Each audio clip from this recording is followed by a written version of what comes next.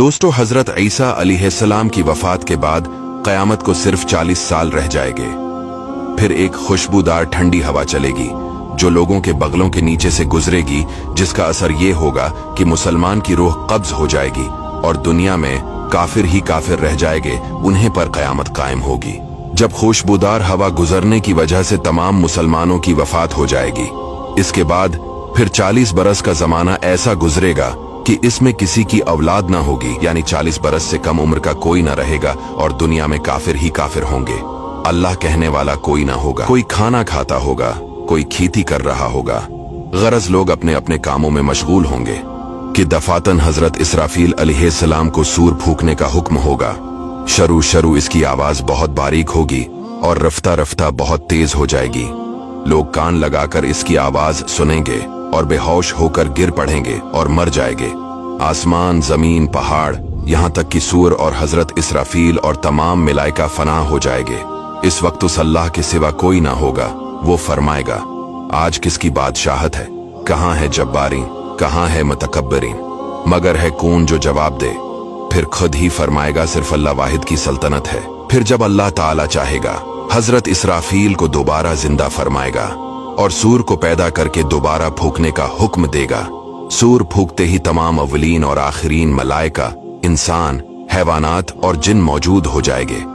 सबसे पहले हुजूर सल्लल्लाहु अलैहि वसल्लम अपने कब्र मुबारक से यूं बरामद होंगे कि दाहिने हाथ में सिद्दीक़ अकबर का हाथ, बाएं हाथ में फारूक आज़म। फिर मक्का और मदीना के मकाबिर में जितने मुसलमान दफन है, सबको अपने हमराह लेकर मैदान हशर में तशरीफ ले जाएंगे। ये मैदान हशर मुल्क शाम की जमीन पर कायम होगा। इस दिन जमीन ताबने की होगी और आफताब एक मेल के फैसले पर होगा। दोस्तों, आफताब 4000 बरस की राह के फैसले पर है और इसकी तरफ आफताब की पीठ है। फिर भी जब सर के मुकाबिल आ जाता है, घर से बाहर निकलना दुश्वार हो जाता है। इस वक्त की एक मील के फैसले पर होगा। तेज और गर्मी का क्या पूछना, और अब मिट्टी की जमीन है, मगर गर्मियों की धूप में जमीन पर पांव नहीं रखा जाता। इस वक्त जब ताबने की होगी और इस कदर से पसीना निकलेगा, 70 गुज जमीन में जज्ब हो जाएगा।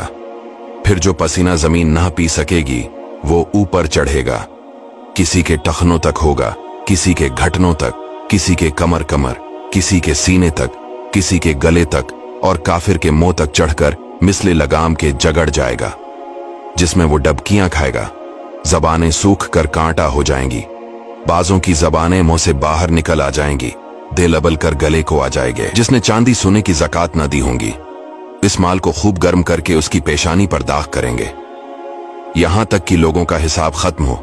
फिर बावजूद इन मुसीबतों के कोई किसी का प्रसाने हाल ना होगा। भाई से भाई भागेगा, माँ बाप औलाद से पीछा चढ़ाएंगे, बीबी बच्चे अलग जान चराएंगे। हर एक अपनी अपनी मुसीबत में गिरफ्तार, कौन किसी का मददगार होगा। दोस्तों, ये है महशर का दिन।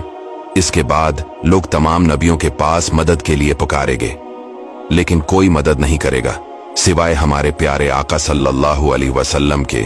इसीलिए दोस्तों, अपने नबी सल्लल्लाहु अलैहि वसल्लम से मोहब्बत कीजिए। हुजूर पेशे हक मज़दा शिफात का सुनाते जाएंगे, आप रोते जाएंगे, हमको हंसाते जाएंगे। दोस्तों, इस वीडियो को शेयर जरूर कीजिएगा।